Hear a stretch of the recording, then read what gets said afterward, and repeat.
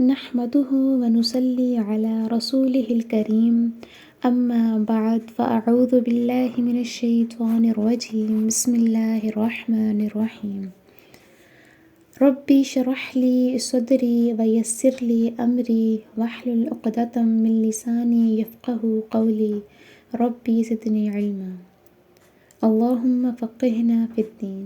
السلام علیکم ورحمۃ اللہ وبرکاتہ۔ امید ہے کہ آپ سب صحت، ایمان و تقوی کی بہترین حالتوں میں ہوں گی۔ اللہ سبحانہ و تعالی آپ کی طرف بڑھنے والے ہر شر کو خیر میں بدل دیں، آمین۔ آج ہم سورہ البقرہ کی آیت نمبر 4 سے 6 تک کی تفسیر دیکھیں گے۔ کل ہم نے متقین کی چند صفات پر نظر ڈالی پچھلے لیسن میں، اور آج ہم باقی چند پر روشنی ڈالیں گے۔ والذین یؤمنون بما انزل الیک، اور جو اس پر ایمان رکھتے ہیں جو آپ صلی اللہ علیہ وآلہ وسلم پر نازل ہوا یا جو آپ صلی اللہ علیہ وآلہ وسلم کی طرف نازل کیا گیا۔ وما انزل من قبلک، اور وہ اس پر بھی ایمان رکھتے ہیں جو آپ صلی اللہ علیہ وآلہ وسلم سے پہلے نازل کیا گیا۔ یہ متقین کا ایک اور وصف ہے کہ وہ آپ صلی اللہ علیہ وآلہ وسلم پر نازل کردہ کتاب قرآن مجید اور آپ صلی اللہ علیہ وآلہ وسلم سے پہلے نازل کی گئی کتابیں تورات، زبور، انجیل وغیرہ سب پر ایمان رکھتے ہیں۔ یہ بہت اہم الفاظ ہیں۔ عام طور پر آج کل ہمارے ہاں یہ خیال پھیلا ہوا ہے کہ سابقہ کتب تورات اور انجیل وغیرہ کے پڑھنے کا کوئی فائدہ نہیں، اس کی کوئی ضرورت نہیں۔ ان کتابوں کو پڑھنے کی کوئی ضرورت نہیں کی حد تک تو بات شاید ٹھیک ہو، لیکن کوئی فائدہ نہیں والی بات غلط ہے۔ دیکھیے قرآن کے آغاز میں کس قدر اہتمام کے ساتھ یہ کہا جا رہا ہے کہ ایمان صرف قرآن پر لانا ضروری نہیں بلکہ ان پر لانا بھی ضروری ہے جو اس سے پہلے نازل کیا گیا۔ آپ دیکھیں کہ سورہ النساء 6 ہجری میں جا کر نازل ہوئی اور اس کی آیت نمبر 136 کے الفاظ ملاحظہ کیجیے۔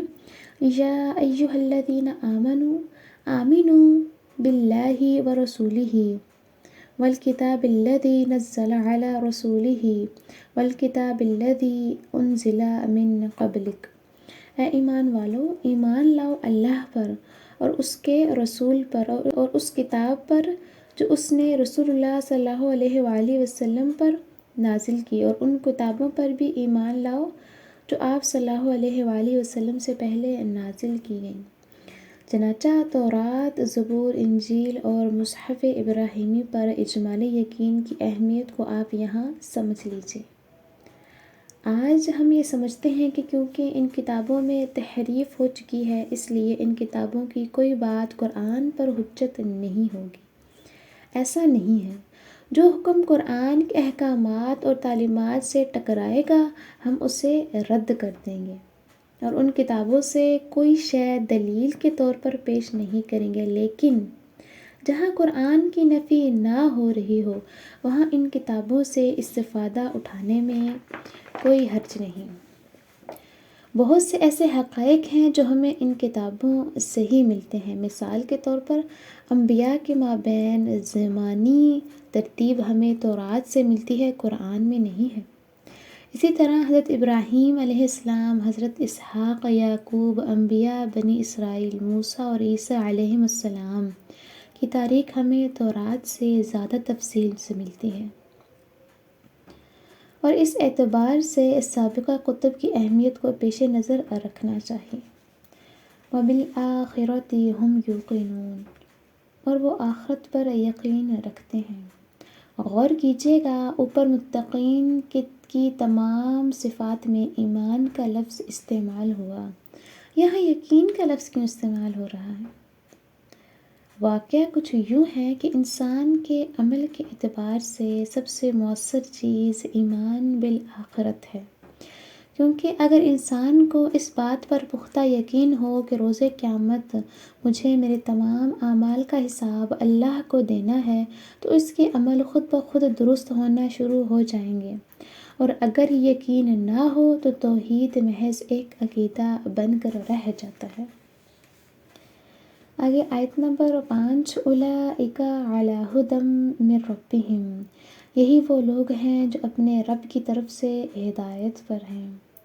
ایسے لوگ جن میں سابقہ ذکر صفات ہوں، یہی ہدایت پر ہیں۔ یہی لوگ صراط مستقیم کے مسافر ہیں۔ ہدایت کا تعلق براہ راست انسان کے دل سے ہوتا ہے۔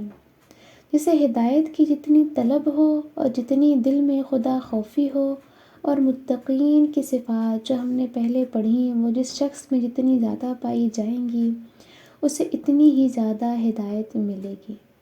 اس کی مثال آپ کچھ یوں سمجھ لیجئے کہ دو لوگ سمندر سے پانی بھرنے کے لیے آئے ہیں۔ ایک شخص بڑا برتن لے کر آیا ہے اور دوسرا شخص چھوٹا برتن۔ اب جس کا برتن جتنا بڑا ہوگا وہ اتنا زیادہ پانی جمع کر لے گا۔ ہدایت کا دار و مدار بھی انسانی طلب اور کوشش پر ہے۔ جو جتنا زیادہ ہدایت کا طالب ہوگا اسے اتنی زیادہ ہدایت ملے گی۔ وَأُولَئِکَ هُمُ الْمُفْلِحُونَ، اور یہی وہ لوگ ہیں جو فلاح پانے والے ہیں۔ فلاح کا لفظ قرآن مجید کی ایک بہت اہم اصطلاح ہے۔ اس کے معنی ہے کہ منزل مراد کو پہنچنا، کسی باطنی حقیقت کا عیاں ہو جانا۔ اس پر انشاءاللہ سورہ المؤمنین کے شروع میں گفتگو ہوگی۔ تعبیر خاص کے اعتبار سے ہم المفلحون سے مراد صحابہ اکرام ہیں، اور تعبیر عام کے اعتبار سے ہر شخص کو بتایا جا رہا ہے کہ اگر ہدایت اور فلاح چاہیے تو ان اوصاف کو اپنے اندر پیدا کرنا بہت ضروری ہے۔ یہاں تک ہم نے متقین کے اوصاف پڑھے۔ اب آیت نمبر 6 سے آیت نمبر 7 میں ہم دوسری کیٹیگری کفار کے بارے میں جانیں گے۔ بسم اللہ الرحمن الرحیم۔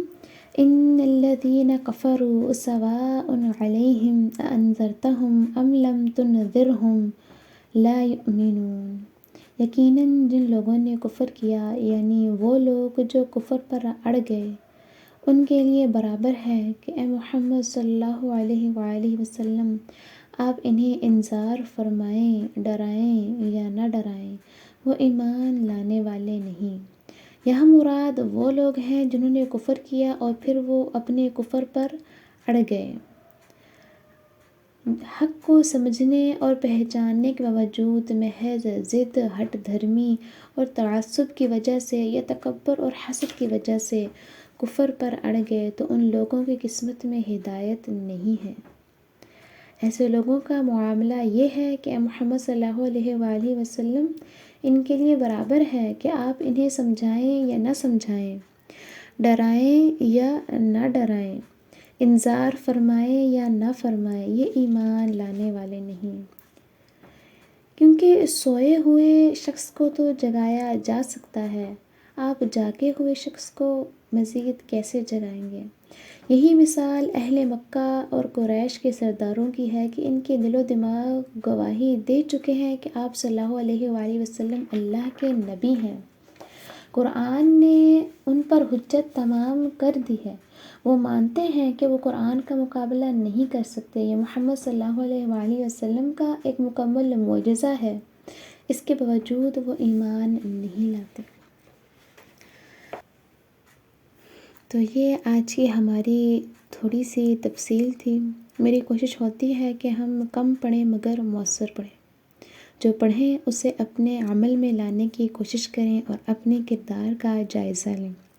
یہ متقین کے اوصاف جو ہم پڑھ چکے، انہیں اپنے اندر پیدا کرنے کی کوشش کریں، اور جو آگے ہم کفار اور تیسرے گروہ کی صفات کو پڑھیں گے ان کو اپنی ذات سے نکال باہر پھینکنے کی کوشش کریں۔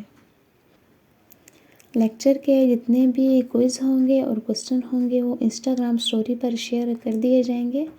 کیٹو جنہ کے نام سے ہماری یہ انسٹاگرام پیج ہے، آپ اسے وزٹ کریں اور کوئز وغیرہ کا جواب دیں۔ اگر آپ چاہیں تو آپ ہمیں ڈی ایم بھی کر سکتے ہیں۔